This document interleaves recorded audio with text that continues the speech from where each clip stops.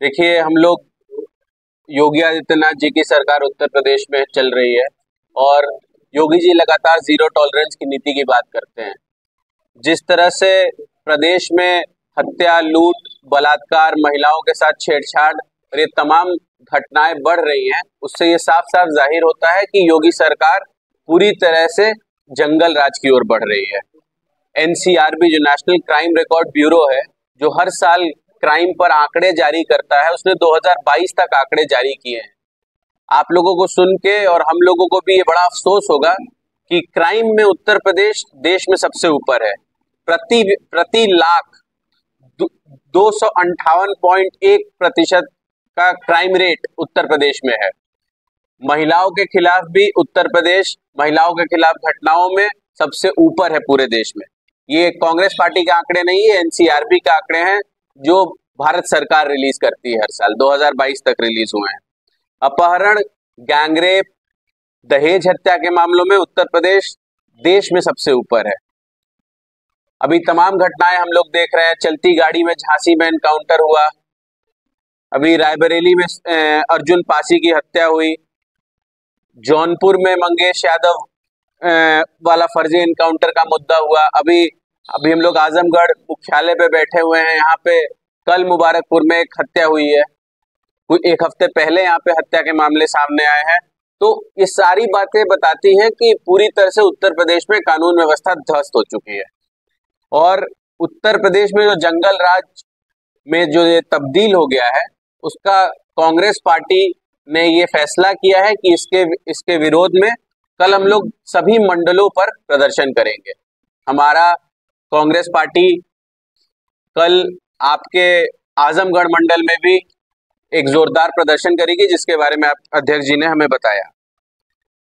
हमारे मुख्यमंत्री योगी आदित्यनाथ जी लगातार ऐसी भाषा का प्रयोग करते हैं जो स्तरहीन है। मिट्टी में मिला दूंगा, गर्मी निकाल दूंगा, ऐसी भाषण वो सदन में प्रयोग करते हैं। और कोई आश्चर्य नहीं है कि हमारे नेता प्रतिपक्ष राहुल गांधी जी के खिलाफ भी भाजपा की तरफ से ऐसी बयानबाजी हो रही है। रवनीत बिट्टू ने कहा कि वो आतंकवादी हैं। संजय गायकवाड़ ने कहा कि उनकी जीभ काटने पर 11 लाख का जुर्माना, 11 लाख का वो पुरस्कार देंगे। इन बातों के खिलाफ भी कल कांग्रेस पार्टी प्रदर्शन करेगी। हमारे नेता राहुल गांधी जी न सिर्फ कांग्रेस के नेता हैं, बल्कि इस देश के नेता प्रतिपक्ष हैं। और विपक्ष की आवाज भाजपा सरकार में कैसे दबाना चाहती है सरकार, उसका भी एक बहुत बड़ा एग्जाम्पल ये घटनाएं हैं जो उनके नेता सामने आके प्रेस पे ऑन रिकॉर्ड बोल रहे हैं। कांग्रेस पार्टी इस बात की पूरी आलोचना करती है और इसके खिलाफ भी कल हम लोग प्रदर्शन करेंगे।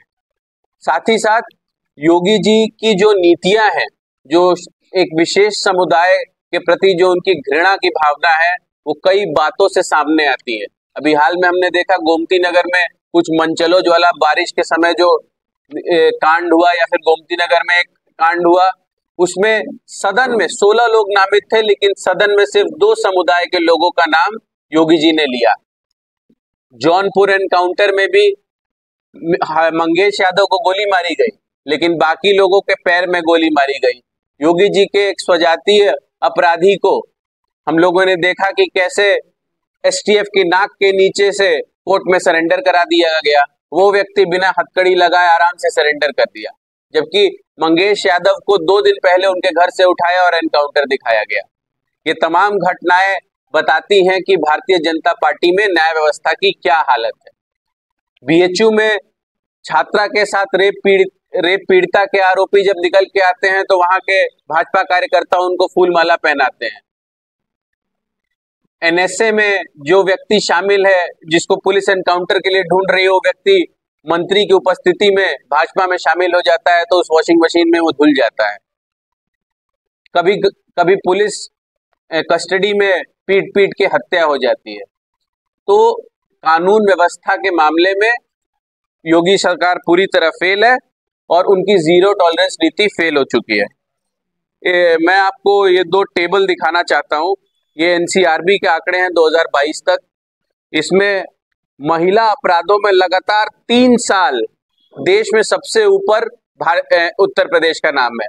2020, 2021, 2022 महिलाओं के खिलाफ अपराध के मामले में टॉप 5 राज्यों में सबसे पहला नाम उत्तर प्रदेश का है। ये आंकड़े अभी हम लोग प्रेस नोट में आपके सामने रख देंगे। पूरे देश में अपराध के मामले में, क्राइम के मामले में भी उत्तर प्रदेश झंडे गाड़ रहा है योगी जी के राज्य में। इसका भी रिकॉर्ड इस प्रेस नोट में के माध्यम से आपको हम लोग उपलब्ध कराएंगे। हमारे आंकड़े नहीं है, NCRB national crime record bureau के आंकड़े हैं जो 2022 तक जारी हुए हैं।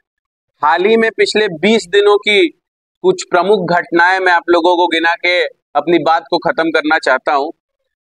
सबसे पहले तो अयोध्या में, जहां कल हमारे प्रदेश अध्यक्ष जी इस युवती से मिलने भी गए थे, श्री राम मंदिर की सफाई करने वाली 20 वर्षीय युवती के साथ 3 अलग अलग स्थानों पर 9 लोगों द्वारा सामूहिक दुष्कर्म किया गया। कल हमारे प्रदेश अध्यक्ष अजय राय जी इस युवती के घर गए थे, उससे ढांढस बंधाया, परिवारजनों को बताया कि दुख की घड़ी में उनके साथ है। महोबा के चरखारी कस्बे में के बजरिया निवासी अनिल चौरसिया की हत्या 9 सितंबर। 12 सितंबर बनारस के चौबेपुर क्षेत्र में 1:30 बजे सिगरेट न देने पर पान विक्रेता शारदा यादव की गोली मारकर हत्या। 8 सितंबर अमरोहा के गजरौला में एक दबंग ने लोगों के ऊपर थार गाड़ी चढ़ा दी। 5 सितंबर जौनपुर मंगेश यादव फर्जी एनकाउंटर घटना। 8 सितंबर झांसी 16 वर्षीय नाबालिग लड़की के साथ बलात्कार। 7 सितंबर मेरठ 16 वर्षीय नाबालिग लड़की के साथ गैंगरेप। 7 सितंबर आगरा बालू खनन माफिया ने पुलिस पर हमला किया और एक सिपाही को गोली मार दी।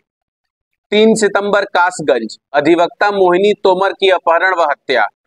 5 सितंबर मैनपुरी मामूली विवाद के साथ दबंगों ने युवक को गोली मार दी। 2 सितंबर रायबरेली शराफा व्यापारी हरिओम सोनी से लूट और हत्या। आपके जिले में भी कल मुबारकपुर में एक हत्या की घटना सामने आई है। एक हफ्ते पहले भी एक हत्या की घटना सामने आई। मैं मूल रूप से बलिया का रहने वाला हूं। वहां हम बांसडीह थाने के सामने एक 20 वर्षीय युवक को चाकू मार दिया गया था, उसकी हत्या कर दी गई थी। तो उत्तर प्रदेश में कानून व्यवस्था लचर हो चुकी है, नाकाम हो चुकी है और इसके खिलाफ कांग्रेस पार्टी ने मुहिम छेड़ी है, जिसके तहत कल 18 मंडलों पे हम लोग प्रदर्शन करेंगे। बहुत बहुत धन्यवाद। कोई सवाल हो तो आप लोग बोल सकते हैं, नहीं तो कोई बात नहीं।